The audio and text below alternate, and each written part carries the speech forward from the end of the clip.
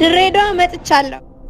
ይቺ ከተማ የባቡር ሀዲድ ታሪክ ብቻ ሳይሆን የተለያየ ባህል፣ የተለያየ ቋንቋና የተለያየ ማንነት ያላቸው ሰዎች በፍቅር የሚኖሩባት ድንቅ ስፍራ ናት።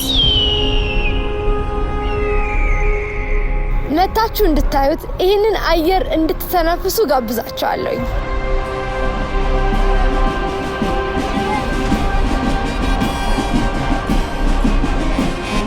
የት ነው የምንገኘው?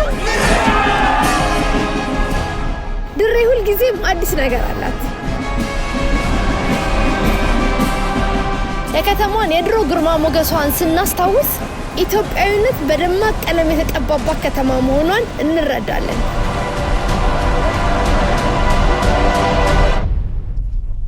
የድሬ አየር እንደ ሁልጊዜው ለሰውነት ሰላም ይሰጣል።